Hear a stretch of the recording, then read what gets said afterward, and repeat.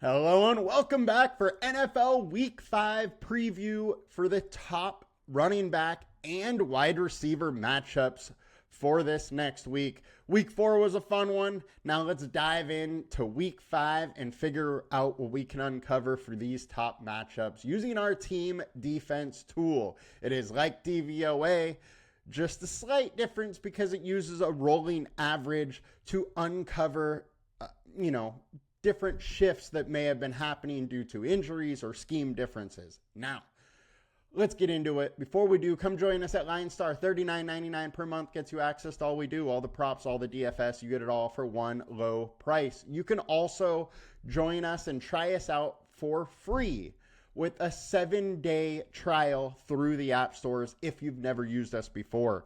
Android or iOS App Store has the 7 free day trial. Let's get into it now and see what we can uncover for these top matchups. Now, we have a 10-game slate on Fanduel. It's 11 game on Fanduel, 10 on Draftkings. Fanduel once again has that late game in the slate. The thing that I think is very interesting about this week, over half the games are 45 or over total. I think it's going to be interesting for what that does to ownership. It may spread out some ownership quite a bit, which is going to be fun when it comes to lineup building. Now, let's get into our team defense tool, starting with running back, the RB1. The best matchup of the week is Joe Mixon. Now, Mixon was questionable last week. I expect him back this week. They say he is still, he is day-to-day this week. So I expect him to get going. There was a chance that he was going to play Sunday. If that is the case, if that truly is the case, I expect Mixon to be there. And that workload he had in the first game was amazing.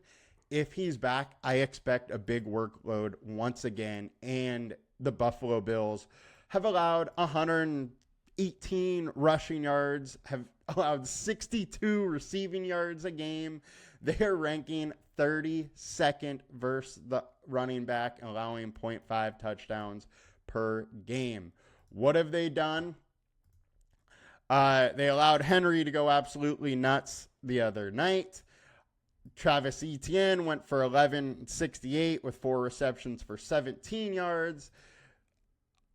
Devon Achane, 96 yards rushing, 69 receiving, and a tutty.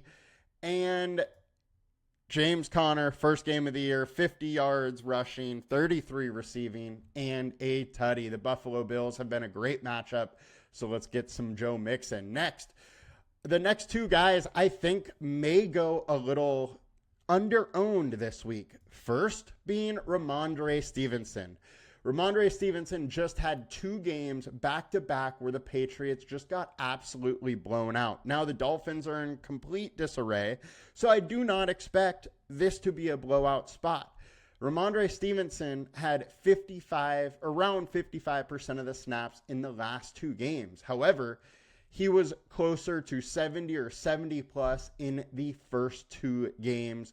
Those 2 games, they either won or kept the game close. I expect the Patriots to be able to keep this game close. Therefore, Stevenson probably plays a solid role once again. Now, workload is key for running backs in the NFL, and it looks like he should have it. And then the matchup is great. 113 rush yards allowed per game against the Miami Dolphins. They were ranking 27th. They're allowing 1.8 touchdowns per game to the running back.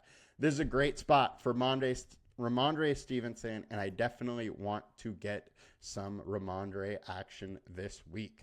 Next, we got Jerome Ford versus Washington.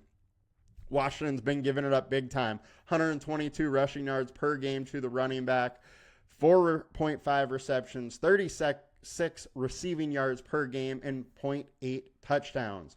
Now you got Jerome Ford, who it looked like for a second that Donta Foreman was taking some of his workload, but he's been right up around 75 to 78% snap rate the last couple games. He just dropped down in week 2, but he is back up. And when he is up there, he has big time upside.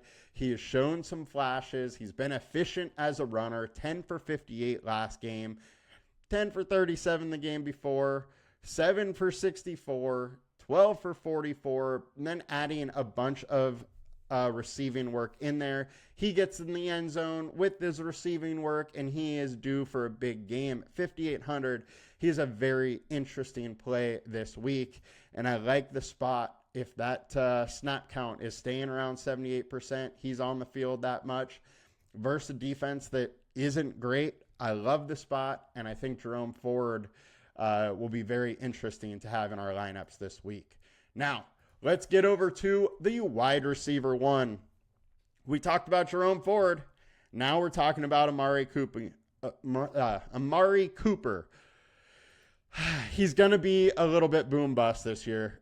Deshaun Watson is just toast. 8 targets, 12 targets, 8, 9. The targets are there. The problem is just a lot of them aren't being caught. Amari's dealing with some drops. Some are just uncatchable. Some are terrible passes. But one thing we know for sure is that this is a good matchup.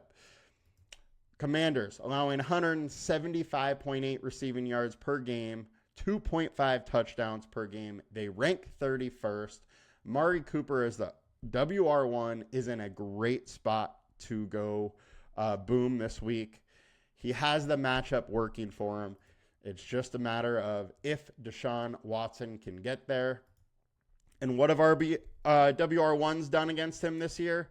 5 receptions for 61 and 2 touchdowns. 10 receptions for 127 and 1 touchdown. 6 for 118 and 2 touchdowns. Then Marvin Harrison, 5 receptions for 45 and a touchdown. So they have given up at least 1 touchdown to the wide receiver one in every single game this week. Playing a lot of snaps. He's getting the targets. I'm totally fine keeping Amari Cooper on my playlist this week, even though he has disappointed 3 or 4 weeks. Now, Christian Kirk. This one is a little more interesting. The Colts matchup is great. They haven't really been able to stop anybody on defense. My one concern here is that when Evan Ingram is active, him and Evan Ingram work in the same space on the field, so it does take away from Christian Kirk a little bit. And in that scenario, you may want to go Brian Thomas over Christian Kirk, and it's really a toss-up who is the WR1 in this matchup. I will also say the WR2 matchup is very good for Jags as well. So not only do I want to bring up Christian Kirk, Brian Thomas is absolutely in the conversation this week versus the Colts. Both of them have very good matchup. The Colts have allowed 163 receiving yards per game to the wide receiver and 1 touchdown a game to that spot, ranking 27th in fantasy points, giving up 38.7 per game. Now, we got Michael Pittman Jr., he's in a great spot versus the Jags. Jags really haven't been able to stop anybody on defense. My one thing with Pittman is if Richardson is out this week, we are still waiting for Anthony Richardson's hip and what that injury looks like. We're waiting for more information. If he is out and it is Joe Flacco, fire up Michael Pittman. He will be used a ton. They will throw the ball a lot more, and Anthony Richardson just is not that great in short to medium yard throws. That is where Michael Pittman lives. Without Richardson, it's a big bump to Pittman, as he went for 6 for 113 last week, 9 targets against a very good Pittsburgh defense. Now you got a Jacksonville defense that is much worse, allowing 193.5 receiving yards per game, 1 touchdown per game, 28th ranked in fantasy points allowed. We have them on 27th on the team defense tool. I think Pittman, if Richardson is out, is a smash play. Next, we got Courtland Sutton. I just got to talk about this. Raiders, there is total dysfunction there. Courtland Sutton, however, is the WR1, and he's getting targeted like it. 12 targets week 1, only 4 week 2, but a very tough Pittsburgh defense with a very, very tough corner. Next, 11 targets, and then 9 targets. The guy has had double-digit targets in 2 of 4 games. One of them was a 9-target game, so almost in 3 of 4, and now he's in a plus matchup versus the Raiders, who have allowed 144.8 receiving yards per game and a touchdown per game.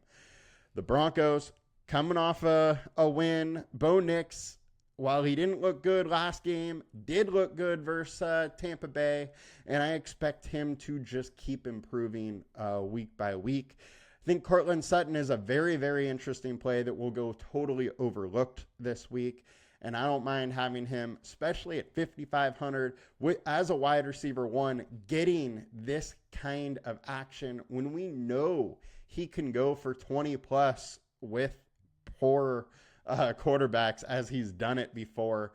So I like that Courtland Sutton play as our 4th top matchup of the week. That'll do it for us today, guys. Good luck this week. Stay tuned for more. We're going to have a lot more shows coming out. Prop shows, DFS shows. You get it all. See you guys later. Peace.